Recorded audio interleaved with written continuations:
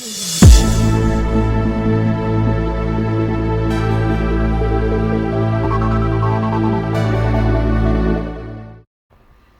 Class में हम लोग डाइपोल मोमेंट पढ़ेंगे। डाइपोल मोमेंट केमिकल बॉन्डिंग का एक बहुत इंपॉर्टेंट टॉपिक है, मैं सिखाता हूँ आपको। डाइपोल मोमेंट क्या है, देखिए जैसे मान लीजिए आपके पास कोई मॉलिक्यूल है HF। अब ये इलेक्ट्रोनेगेटिविटी के बेसिस पे इस पे पोलैरिटी जनरेट हो जाएगी, तो H पे जनरेट होगा डेल्टा प्लस और फ्लोरीन पे होगा डेल्टा माइनस। मीन्स इलेक्ट्रॉन का फ्लो H से किधर हो रहा है, फ्लोरीन की हो रहा है। तो ये जो इलेक्ट्रॉन का फ्लो हो रहा है इसको हम मूवमेंट से कैसे दिखाते हैं, हम एक वेक्टर दिखाते हैं जहाँ पे वेक्टर का एरो मोर इलेक्ट्रोनेगेटिव एलिमेंट की ओर होता है। जैसे फ्लोरीन ज़्यादा इलेक्ट्रोनेगेटिव है तो इसका एरो देखिए इधर है, इस वेक्टर का एरो, ठीक है ना। डाइपोल मोमेंट कैलकुलेट कैसे करते हैं हम लोग, डाइपोल मोमेंट कैलकुलेट करेंगे अगर इनके बीच का डिस्टेंस, अगर ये इनके बीच का डिस्टेंस d है तो हमारा डाइपोल मोमेंट होता है डेल्टा, मतलब ये जो चार्ज जनरेट हुआ इंटू डी, ठीक है। जो चार्ज जनरेट हुआ इंटू डी ये डाइपोल मोमेंट है। अगर हम लोग इलेक्ट्रॉन पे चार्ज ले रहे हैं 1.6 इंटू 10 के पावर माइनस 19 कूलम, तो डिस्टेंस हमको किस में लेनी पड़ेगी बताइए, डिस्टेंस हमको लेनी पड़ेगी मीटर में, ठीक है। तो डी हमारा होगा मीटर, मान लीजिए 1 मीटर ले लिया। अगर 1 मीटर ले लिया, एक इलेक्ट्रॉन का चार्ज आया 1.6 इंटू 10 के पावर माइनस 19 और डिस्टेंस 1 मीटर ली, तो ये हो गया हमारा E इंटू डी, 1.6 इंटू 10 के power minus 19 coulomb metre dipole moment हुआ, ठीक है। हम लोग इलेक्ट्रॉन की यूनिट ESU में भी लिखते हैं। अगर हम लोग ESU की बात करेंगे तो देखिए ना, अगर हम लोग ESU की बात करेंगे तो कितना लेंगे, 4.8 इंटू 10 के पावर माइनस 10, 4.8 इंटू 10 के पावर माइनस 10 ESU, ठीक है। और डिस्टेंस हम लोग कितनी ले लेंगे, डिस्टेंस हम लोग सेंटीमीटर में लेंगे, तो डिस्टेंस हमारी कितनी हो जाएगी 10 के पावर माइनस 8 मीटर, 10 के पावर माइनस 8 सेंटीमीटर, सेंटीमीटर में ले लिया। इधर हम लोग डिस्टेंस अगर मीटर में लेंगे तो कितनी लेंगे बताइए, 10 के पावर माइनस 10 मीटर। एंगस्ट्रॉम के डिस्टेंस कंसीडर कर रहे हैं आप, जैसे कि इलेक्ट्रॉन एक पूरा चार्ज आएगा तो 1.6 इंटू 10 के पावर माइनस 19 कूलम, और एंगस्ट्रॉम अगर 1 एंगस्ट्रॉम लेंथ है यहाँ पे और 1 एंगस्ट्रॉम लेंथ है तो मीटर में कितनी हो जाएगी 10 के पावर माइनस 10 मीटर। और अगर सेंटीमीटर CGS यूनिट में बात करें तो चार्ज कितना होगा 4.8 इंटू 10 के पावर माइनस 10 ESU, या 10 के पावर माइनस 8 सेंटीमीटर, क्योंकि 1 एंगस्ट्रॉम में कितना होता है 10 के पावर माइनस 8 सेंटीमीटर। हम लोग ऐसे ही भी डिफाइन करते हैं, डिबाई यूनिट होती है, यूनिट डाइपोल मोमेंट की यूनिट डिबाई होती है, तो 1 डिबाई इक्वल टू होगा 10 के पावर माइनस 18 ESU सेंटीमीटर, 10 के पावर माइनस 18 ESU सेंटीमीटर, ठीक है। Delta dipole moment delta into D होगा, जहाँ पे अगर एक इलेक्ट्रॉन का बात करेंगे, एक इलेक्ट्रॉन पूरा ट्रांसफर हो जा रहा है तो उस पर चार्ज कितना लेंगे, MKS यूनिट में 1.6 इंटू 10 के पावर माइनस 19 कूलम। डिस्टेंस कितनी लेंगे बताइए, डिस्टेंस 1 एंगस्ट्रॉम अगर कंसीडर किया है ना, तो 10 के power minus 10 metre. CGS unit में कितना हो जाएगा 4.8 इंटू 10 के पावर माइनस 10 ESU इलेक्ट्रॉन पे चार्ज है, और डिस्टेंस कितना है 10 के पावर माइनस 8 सेंटीमीटर। इसकी यूनिट क्या होती है, डिबाई होती है, 1 डिबाई इक्वल टू 10 के पावर माइनस 18 ESU सेंटीमीटर। तो आपको डेल्टा दिया रहेगा, आपको डी दिया रहेगा, डाइपोल मोमेंट निकालना होगा तो आप डेल्टा इंटू डी कर दिया करोगे। यूनिट का आप ध्यान रखना, मतलब कि अगर एंगस्ट्रॉम दिया है और चार्ज कूलम में दिया है तो उसको मीटर में लीजिएगा, और अगर चार्ज ESU में दिया है तो उसको सेंटीमीटर में लीजिएगा। यहाँ तक क्लियर हुआ। डाइपोल मोमेंट की यूनिट क्या होती है, डाइपोल मोमेंट की यूनिट क्या होती है, डिबाई होती है, ठीक है ना। अब देखिए जैसे कि अगर कोई बोलता है ना कि डाइपोल मोमेंट आपको गिवन है, मान लीजिए आपको गिवन है 1.2 डी की डाइपोल मोमेंट गिवन है, और आपसे कोई पूछ रहा है परसेंट आयनिक कैरेक्टर,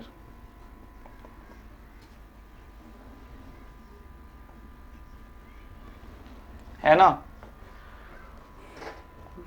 1.μ गिवन है 1.2 डी मोनोवैलेंट स्पीसीज के लिए, मतलब सिंगल चार्ज से आपको कंपेयर करना है।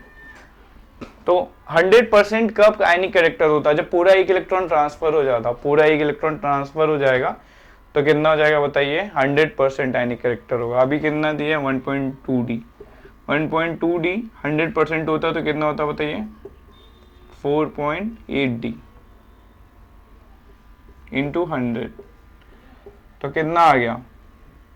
25% आयनिक कैरेक्टर। समझ में आया क्या? क्या मैंने 100% माना कि 1.6 इंटू 10 के पावर माइनस इलेक्ट्रॉन, 1.6 इंटू 10 के power minus 19, 10 to the power minus 19 coulomb का चार्ज 1 एंगस्ट्रॉम डिस्टेंस पे सेपरेशन हुआ है, 1 एंगस्ट्रॉम सेपरेशन हुआ है उनका उस चार्ज का। मीन्स ऐसा हम लोग कुछ कंसीडर कर रहे हैं कि ए बी है और ए के पूरा इलेक्ट्रॉन का ट्रांसफर हो गया है और इनका डिस्टेंस हम लोग मान रहे हैं 1 एंगस्ट्रॉम। तो 100% आयनिक कैरेक्टर कब होता है? जब पूरा एक चार्ज इस पे चला जाता, मतलब ये बी माइनस हो जाता, ए प्लस हो जाता।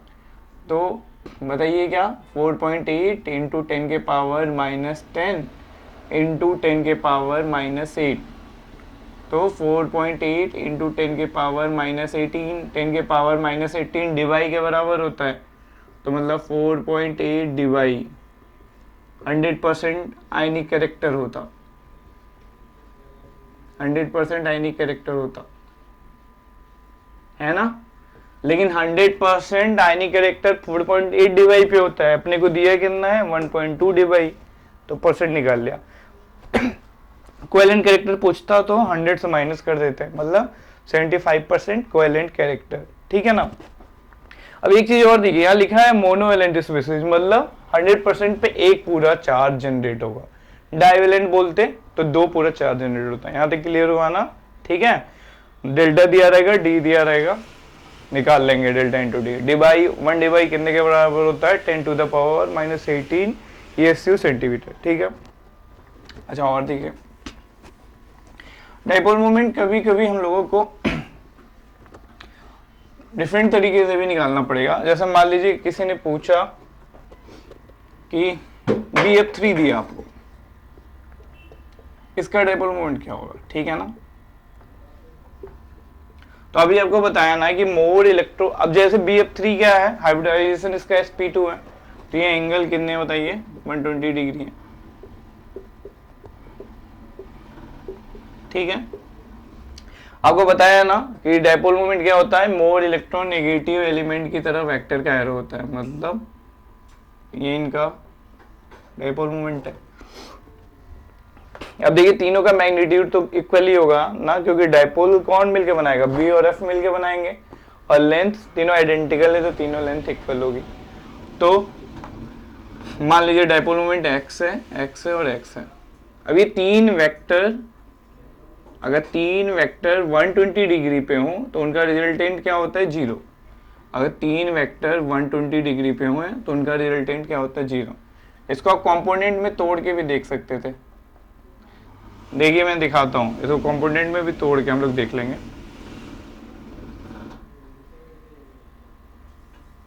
देखिए ये पूरा एंगल 120 था, तो ये एंगल 30 डिग्री हुआ और ये एंगल भी 30 डिग्री हुआ। अब ये x है और ये भी x है, तो इसका कंपोनेंट करते हैं। 30 डिग्री है ना, तो इधर क्या हो जाएगा? x cos 30, इधर कितना हो जाएगा? x sin 30। इसका कंपोनेंट बताइए, इसका कंपोनेंट इधर कितना हो जाएगा? x cos 30 और नीचे की तरफ कितना हो जाएगा? Plus x sine 30। तो x cos 30 और x cos 30 कैंसिल हो गया, ये और ये कैंसिल आउट हो गया, x cos 30 कैंसिल आउट हो गया, ठीक है ना। साइन 30 1/2 होता है, साइन 30 1/2 होता है, तो x/2 प्लस x/2, x नीचे और x ऊपर, है ना।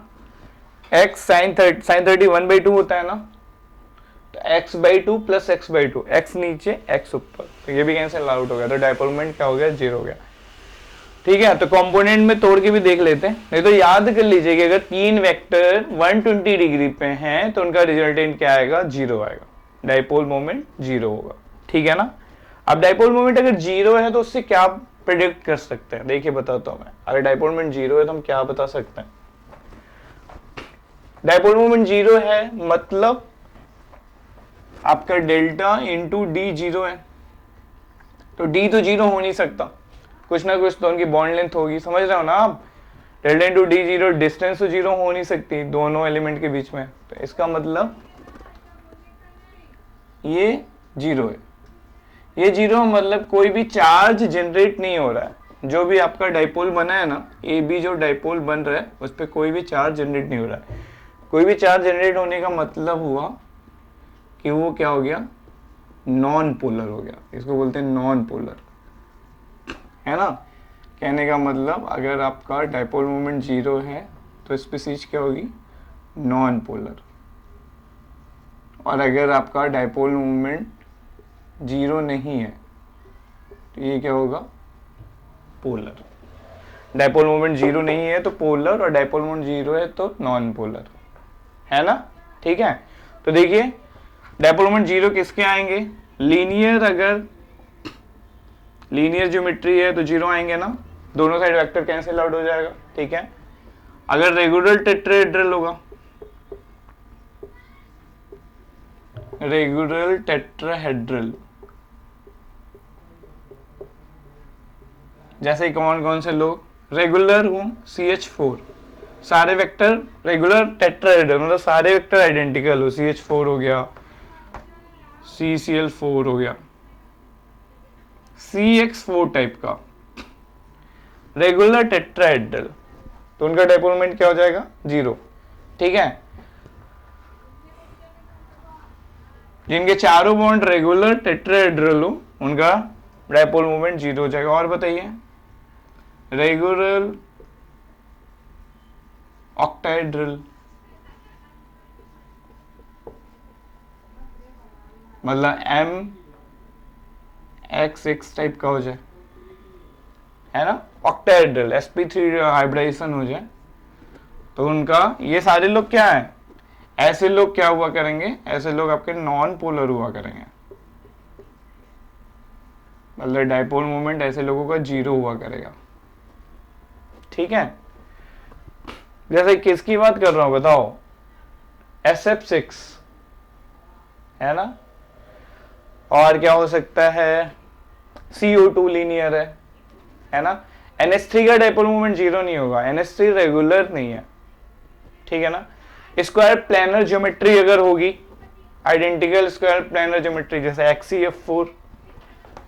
XCF4 है ना, तो इसका भी डायपोल मोमेंट क्या होगा बताओ, 0 होगा। ठीक है ना, समझ आ रहा है ना, वेक्टर से देख लोगे, जैसे अगर वेक्टर कैंसिल आउट हो जा रहे हैं, जैसे लीनियर में कैंसिल आउट हो गए, रेगुलर टेट्राहेड्रल में कैंसिल आउट हो जाते हैं, याद रखो, अगर रेगुलर टेट्राहेड्रल है तो वो कैंसिल आउट हो जाएंगे।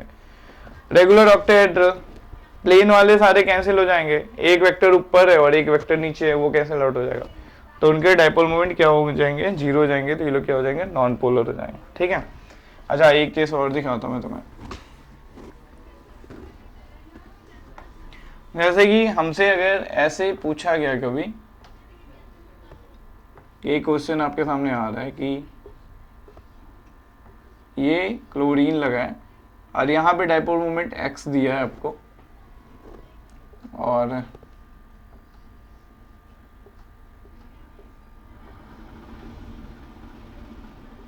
इसका डायपोल मोमेंट क्या होगा, ये पूछा गया। इसका डायपोल मोमेंट x दिया गया, इसका डायपोल मोमेंट क्या होगा। ठीक है, तो देखो करते हैं हम लोग। अच्छा ये एंगल कितना होगा पता है, जितनी साइड होती है, जैसे यहाँ पे साइड कितनी है 1 2 3 4 5 6, 6 साइड है, तो 2 पाई बाई एन, एन क्या होता है नंबर ऑफ साइड, तो यहाँ पे 6 साइड है तो 2 पाई बाई 6 मतलब 60 डिग्री। तो ये एंगल जो निकाला ना ये वाला एंगल होता है, ठीक है। 5 की साइड होती तो 2 पाई बाई 5 कर दे, 4 की साइड होती तो 2 पाई बाई 4 करते, तो 6 की साइड है ना, देखो 1 2 3 4 5 6 की साइड है, तो कैसे निकालते हैं 2 पाई बाई एन, तो 2 पाई बाई 6 के 60 डिग्री। अब ये वाला जो क्लोरीन है ना, इसका वेक्टर मोर इलेक्ट्रोनेगेटिव की तरफ, मतलब एक वेक्टर ये है और एक वेक्टर ये है, एक वेक्टर ये वाला लिखा और एक देखो ये वाला लिखा। अब इसका एंगल तुमको पता चल गया 60 डिग्री, दो वेक्टर 60 डिग्री पे है तो उनका रिजल्टेंट कैसे निकालते हो बताओ, A square plus B square plus 2ab cos theta का अंडर रूट, ऐसे निकालते हैं ना। कंपोनेंट में तोड़ के भी निकाल सकते हैं, कंपोनेंट में अगर तुम्हें तोड़ना आसान लगता है तो तुम कंपोनेंट में तोड़ के भी निकाल सकते हो, इसको ऐसे तोड़ दो और ऐसे तोड़ दो या फॉर्मूला लगा दो, ठीक है ना। तो a क्या है देखो x है, तो x square plus x square plus 2x square और कितना डिग्री है cos 60, तो 1/2 का अंडर रूट, तो 2 से 2 कट गया तो 3x स्क्वायर का अंडर रूट, मतलब कितना आ गया था √3x आ गया, ठीक है √3x, इनका डायपोल में √3x हो गया। समझ में आया नहीं है। अब एक क्वेश्चन और बताता हूँ तुम्हें, ये मैं डाल रहा हूँ, ठीक है। ये क्वेश्चन करते क्या है कि आपको इसका डायपोल मोमेंट दिया है और मान लो आपसे इनका पूछ रहे हैं,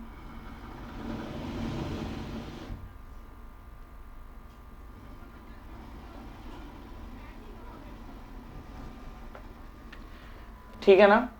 तो देखो यहाँ पे मैं एक ट्रिक तुम्हें एक बता रहा हूँ, ये ट्रिक ध्यान में रखना।